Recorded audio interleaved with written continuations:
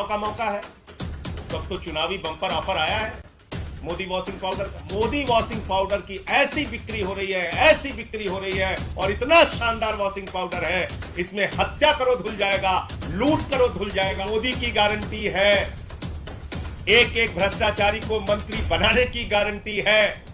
हेमंत बिस्व शर्मा सबसे बड़ा धरती का भ्रष्टाचारी है, और आसाम में उसने वाटर घोटाला किया। ये मैंने नहीं कहा, बीजेपी वालों ने कहा। कम से कम आज के बाद नैतिकता की, ईमानदारी की, भ्रष्टाचार के खिलाफ लड़ने की दुहाई देना प्रधानमंत्री को। बहुत पहले एक फिल्म आई थी, राम तेरी गंगा मैली, और उस फिल्म में गाना था कि राम तेरी गंगा मैली हो गई पापियों के पाप धोते धोते।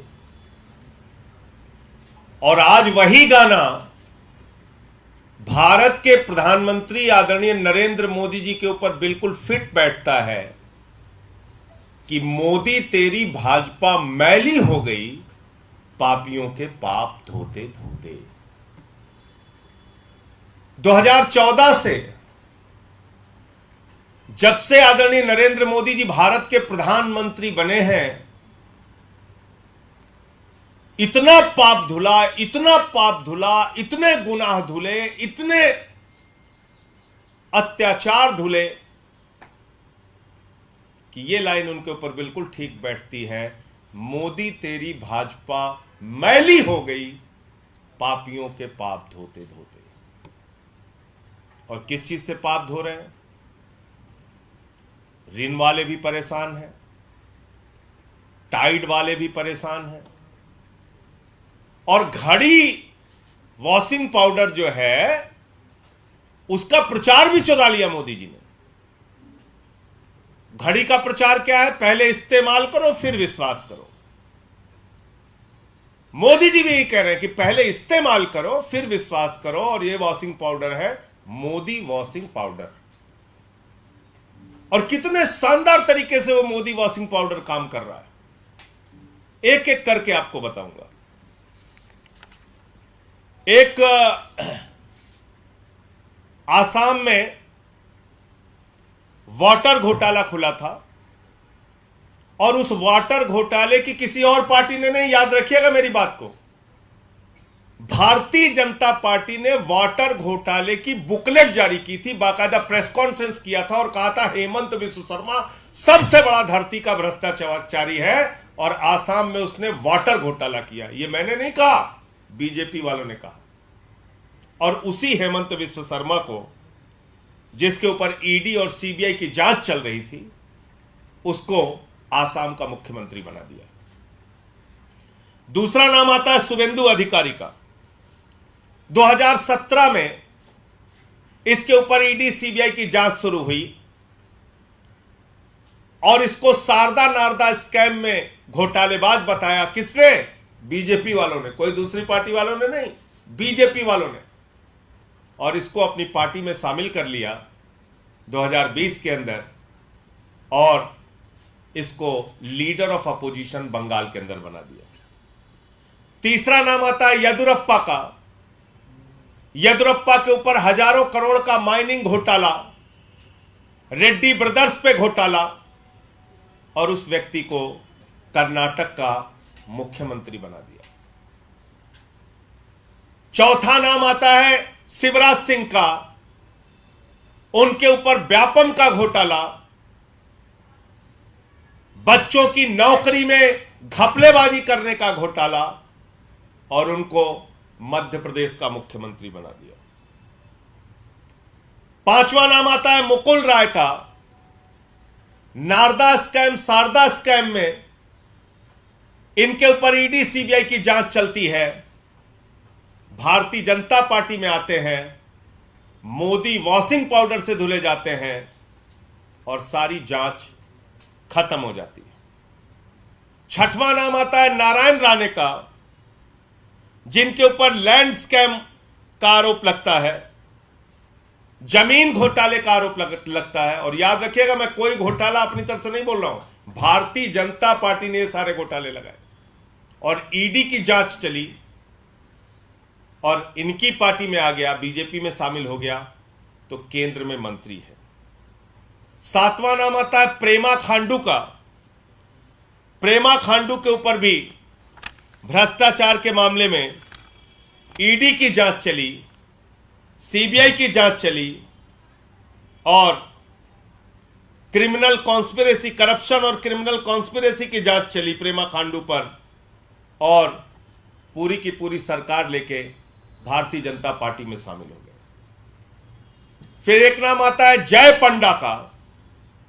जय पंडा के ऊपर 2019 में पीएमएलए और फेमा के तहत भ्रष्टाचार के मामले लगते हैं, ईडी की जांच चलती है और उसके बाद भारतीय जनता पार्टी में शामिल हो जाते हैं। फिर एक नाम आता है पुरुषोत्तम साबरिया, यह गुजरात के नेता है, और पुरुषोत्तम साबरिया पर भारतीय जनता पार्टी ने इरिगेशन घोटाले का आरोप लगाया था, बीजेपी में चले जाते हैं। हसन मुशरिफ का तो कहना ही क्या है। अभी कुछ दिन पहले ईडी की जांच चल रही थी, ईडी के छापे पड़ रहे थे हसन मुशरिफ पे, और इनका एक नेता है बेचारा किरीट सुमैया। वो किरीट सुमैया जोर जोर से एकदम चिल्ला चिल्ला के कहता था मुशरिफ को गिरफ्तार करो, मुशरिफ को अंदर डालो, मुशरिफ ने 100 करोड़ का घोटाला किया है। उसी हसन मुशरिफ को कल कैबिनेट मंत्री की परसों शपथ दिला दी गई। एक नाम आता है छगन भुजबल का, महाराष्ट्र सदन घोटाला, और छगन भुजबल को कैबिनेट का मंत्री बना दिया जाता है। एक नाम आता है अजीत पवार का, जो इस समय सबसे चर्चित नाम है, जिसका जिक्र 3 दिन पहले रैली में भोपाल में प्रधानमंत्री जी ने किया, और भारत के प्रधानमंत्री आदरणीय नरेंद्र मोदी जी ने क्या कहा वो आप सभी पत्रकार बंधुओं को जरूर सुनना चाहिए, पूरे देश को सुनना चाहिए, और भारतीय जनता पार्टी की असलियत पूरे देश के सामने आनी जरूरी है। एनसीपी पर भी करीब 70,000 करोड़ रुपए के घोटालों का आरोप है। महाराष्ट्र स्टेट कोऑपरेटिव बैंक घोटाला, महाराष्ट्र सिंचाई घोटाला, अवैध खनन घोटाला, इनकी लिस्ट भी बहुत लंबी है। ये 3 दिन पहले भारत के प्रधानमंत्री ने 70,000 करोड़ का घोटाला पकड़ा था। किसका? अजीत पवार का, एनसीपी नेताओं का।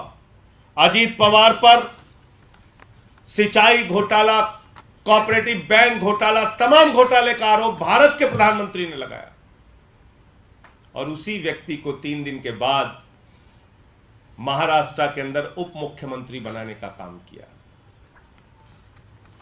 एक नाम आता है भावना गावली को शिवसेना ने शिंदे गुट का चीफ विप बना दिया पार्लियामेंट के अंदर। इनके ऊपर भी ईडी की जांच, 5 सम्मन किया था इनको ईडी ने इनको 5 सम्मन किया था, और ये इस समय शिंदे गुट की लोकसभा में चीफ विप है। एक नाम आता है प्रताप सरनायक का, और इनके ऊपर मनी लॉन्ड्रिंग का केस दर्ज किया था ईडी ने, और अभी ये शिंदे की शिवसेना में है। बाकी बहुत सारे नाम हैं। तो भारतीय जनता पार्टी का ये असली चाल चरित्र और चेहरा है।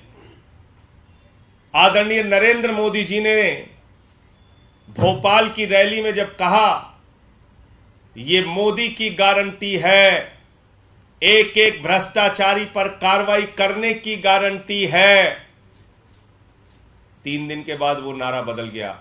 अब मोदी जी कह रहे हैं ये मोदी की गारंटी है, एक एक भ्रष्टाचारी को मंत्री बनाने की गारंटी है।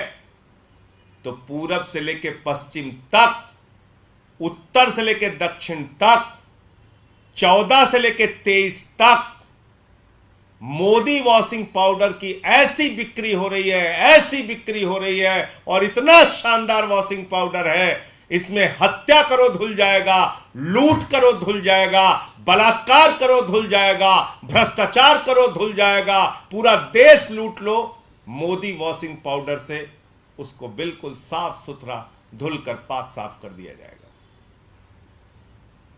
लेकिन पत्रकार बंधुओं से मैं एक बात जरूर कहना चाहूंगा कि अब अगर ईडी और सीबीआई की जांच किसी के ऊपर चले तो आप मान लेना, दो भारतीय जनता पार्टी इस देश के अंदर चल रही है, एक भारतीय जनता पार्टी नरेंद्र मोदी और एक Bharatiya Janata party ED CBI गुट।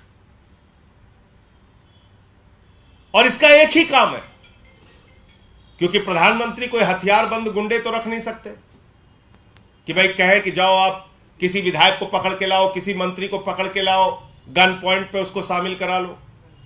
तो उन्होंने एक जांच एजेंसी बनाई, ईडी सीबीआई, और कहा कि विधायकों को तोड़ो, दलों को तोड़ो, लोकतंत्र को खत्म करो, संघीय ढांचे को खत्म करो। तो ईडी और सीबीआई से देश के अंदर दलों को तोड़ने और विधायकों को धमकाने का एक माध्यम बन गया है। आम आदमी पार्टी के बहादुर नेता मनीष सिसोदिया और सत्येंद्र जैन इनके आगे नहीं झुके, टूटे नहीं। बहुत कोशिश इन लोगों ने की दिल्ली के अंदर तोड़फोड़ करने की, सफल नहीं हुए वाजपेयी। आम आदमी पार्टी और अरविंद केजरीवाल एक ऐसे नेता है, हम लोगों पर चाहे जितने मुकदमे करो, चाहे जितनी प्रताड़ना दो, आपने 45 विधायकों पे दिल्ली के अंदर मुकदमे लिखे, हमारा कोई विधायक नहीं टूटा।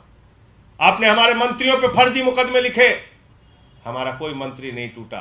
36 किलो वजन कम हो गया सत्येंद्र जैन का, इतनी प्रताड़ना आपने दी, लेकिन मजबूती से वो खड़े रहे। इसलिए ये मोदी वॉशिंग पाउडर ये दिल्ली में फेल हो जा रहा है। यहां पर कोई दागदार है नहीं, तो दाग धुलने की जरूरत है नहीं, तो इसलिए इस वॉशिंग पाउडर की यहां जरूरत नहीं पड़ रही। पूरे देश में मोदी वॉशिंग पाउडर से अपना काम प्रधानमंत्री जी, और ये चुनाव का मौका है, तो अब तो चुनावी बम्पर ऑफर आया है मोदी वॉशिंग पाउडर का। चाहे जितना खरीदिए, चाहे जैसे पाप धुलवाइए। तो इसलिए कम से कम आज के बाद नैतिकता की, ईमानदारी की, भ्रष्टाचार के खिलाफ लड़ने की दुहाई देना प्रधानमंत्री को बंद करना चाहिए, वरना वो अब हंसी के पात्र बन गए हैं। उनके भक्त बेचारे 3-4 दिन से सदमे में हैं। जो लोग, किरीट सुमैया तो बेचारा छुपा छुपा फिर रहा है, वो लोग सदमे में हैं कि बताओ, जिन लोगों को गालियां दे रहे थे अब उन लोगों को गले लगाना पड़ेगा, जिन लोगों को गालियां दे रहे थे अब उनको लाइन में खड़े होकर माला पहनानी पड़ेगी, जिन लोगों से लड़ाई लड़ रहे थे अब उन्हीं लोगों के सामने लाइन में लगना पड़ेगा। तो मुझे ये बात कहनी थी।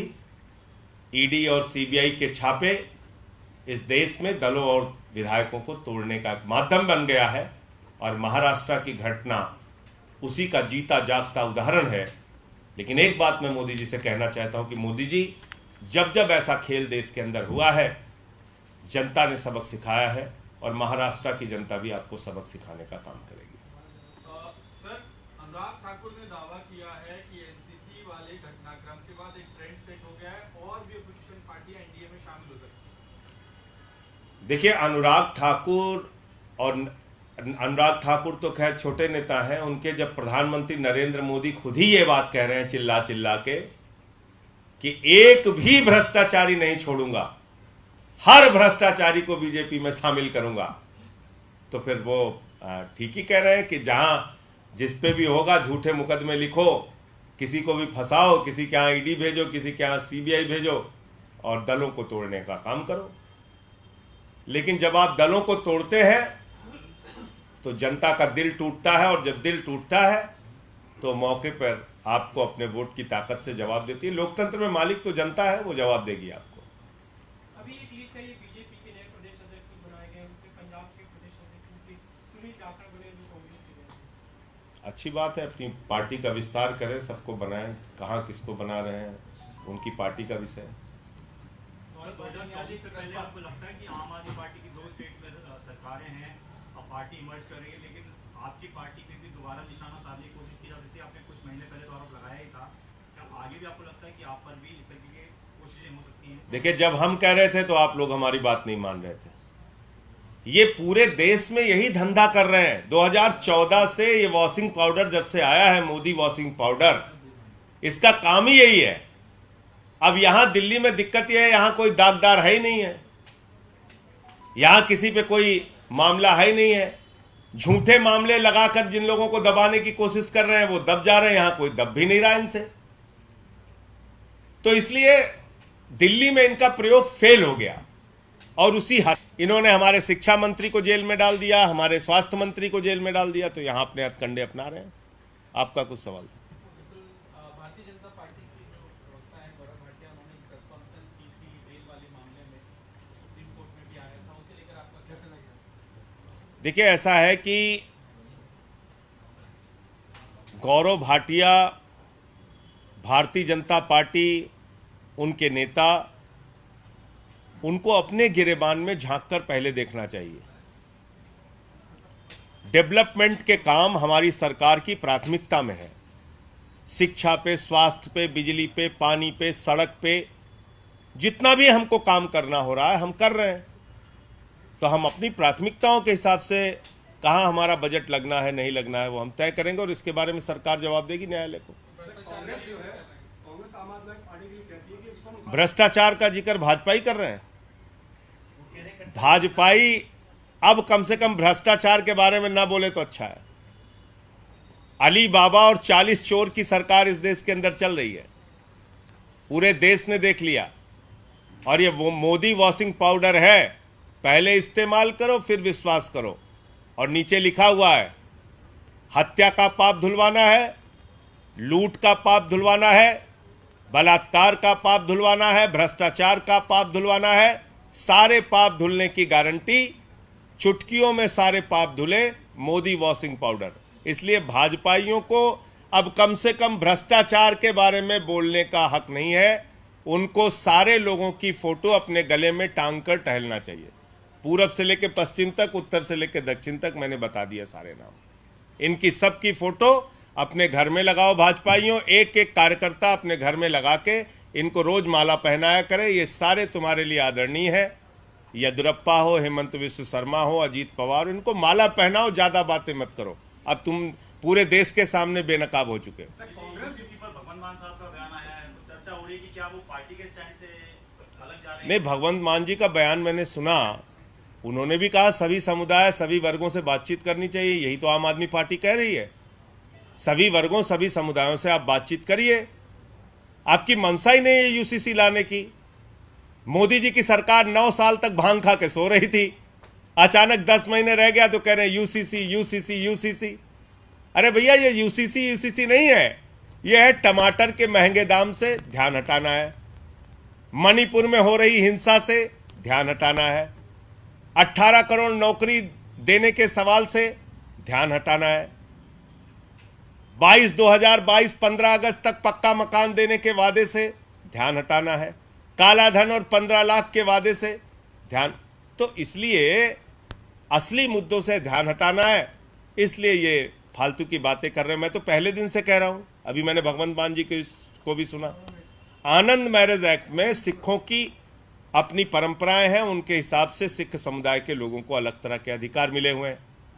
इसी प्रकार से जैन धर्म के अपने कुछ कानून हैं, इसी प्रकार से बौद्ध धर्म के लोगों के अपने कुछ कानून हैं, इसी प्रकार से देश के करोड़ों आदिवासियों के अपने रीति रिवाज और जमीन से संबंधित कानून हैं। भारतीय जनता पार्टी आदिवासियों और दलितों से नफरत करती है। और यह बात मैं इसलिए कह रहा हूं कि देश की राजधानी तो दिल्ली है, भारतीय जनता पार्टी की राजधानी नागपुर है।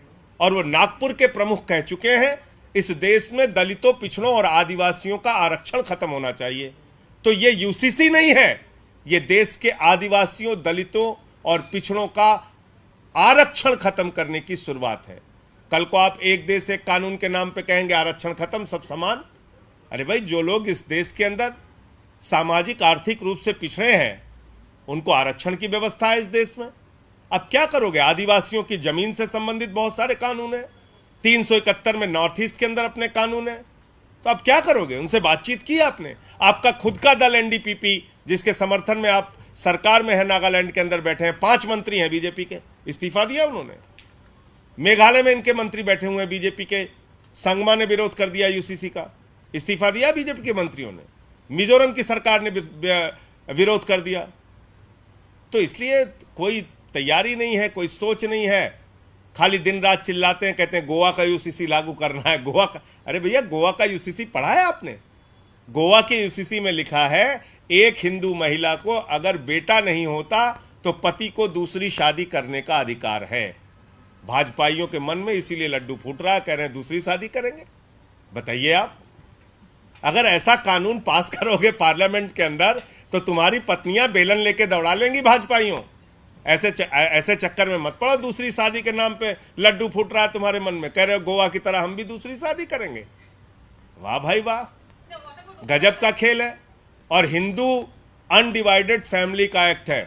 मैं इस देश के करोड़ों हिंदू भाइयों को भी बताना चाहता हूं, उस एक्ट में क्या लिखा हुआ है? हिंदू अनडिवाइडेड फैमिली के एक्ट में इनकम टैक्स के अंदर राहत मिलती है सिर्फ हिंदू परिवारों को, सिख और ईसाई और मुस्लिम परिवारों को नहीं मिलती है। तो हमारे जो वो अधिकार हैं हिंदुओं के, उसका क्या करोगे? तो बस कुछ नहीं, एक सुर्रा छोड़ दिया, बस चलो ठीक है। तो इसलिए ये सब चालबाजियां मोदी जी की पूरा देश समझ रहा है। देश के लिए कुछ करना है नहीं, खाली कराना है झगड़े, लड़ाई। मणिपुर के हिंसा पे बोलना नहीं है, मेट्रो में घूमना है, अमेरिका की सैर करना है, इससे ज़्यादा कुछ आता नहीं आप लोगों को। तो ये भारतीय झगड़ा पार्टी है, इससे सावधान रहिए सब लोग। पूरे देश में झगड़ा कराने का काम ये लोग कर रहे हैं। हिंदू का मुसलमान से झगड़ा, हिंदू का सिख से झगड़ा, हिंदू का ईसाई से झगड़ा, फिर हिंदू का हिंदू से झगड़ा, जाट का गैर जाट से झगड़ा, मराठा का गैर मराठा से झगड़ा, किसान का पुलिस के जवान से झगड़ा, पहलवान का पुलिस के जवान से झगड़ा। ये भारतीय झगड़ा पार्टी है, इससे सावधान हो जाइए। और मैंने आपको बताया, चुनावी मौका है, बम्पर ऑफर आया है, जितने भी पाप धुलवाने हैं मोदी वॉशिंग पाउडर मौजूद है। धन्यवाद।